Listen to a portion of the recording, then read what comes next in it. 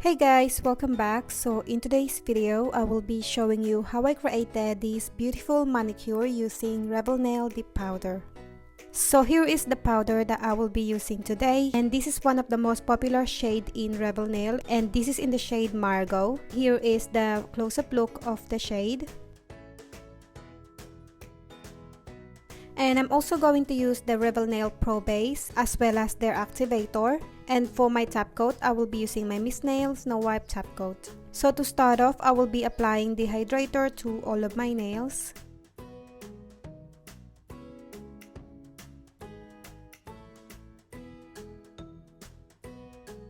And once it's dry, I will be using my Pro Base and apply a thin layer of it on my nails and immediately dip my nails into the powder and tap off the excess. So as I said earlier, this is one of the most popular powder in Revel Nail, and I'm not really surprised because it's really beautiful and the powder is really fine. This manicure is perfect for any occasions, especially when you are getting married, and you can also use this as an accent, or you can use an ombre effect using this powder. So I highly recommend this powder if you are looking for a beautiful iridescent glitter. So I'll let you guys watch me do 3 coats of this powder and I will be back.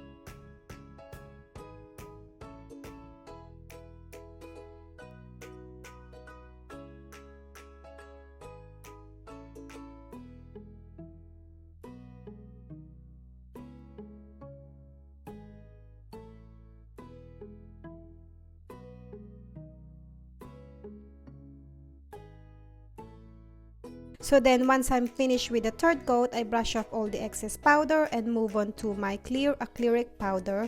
So again, I apply a thin layer of the Pro Base and dip my nails into the clear powder and tap off the excess. So what it does is it will protect your nails so you don't file or buff any of the colors or glitters. I highly recommend you clear and encapsulate your nails after your colors or your glitters.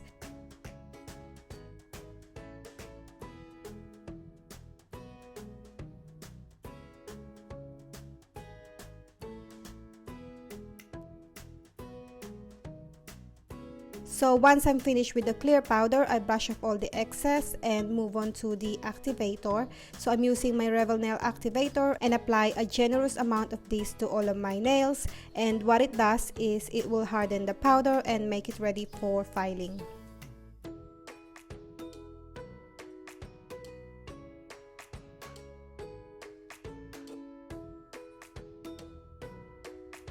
So after a few minutes, I file and buff off camera, and then I brush off all the dust and clean my nails with alcohol spray.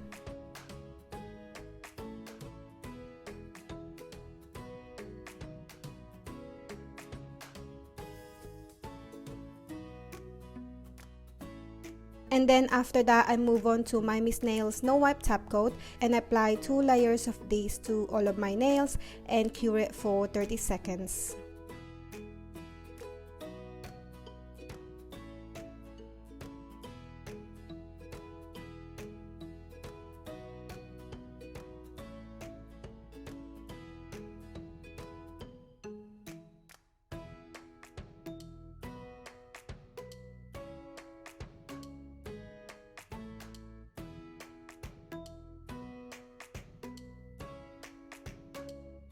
So once my nails are cured, I apply cuticle oil to rehydrate my nails. And we are done. That's it guys for today. Thank you so much for watching. I hope you liked this video, and if you did, give this video a thumbs up and don't forget to subscribe if you haven't already, and I will see you on my next one.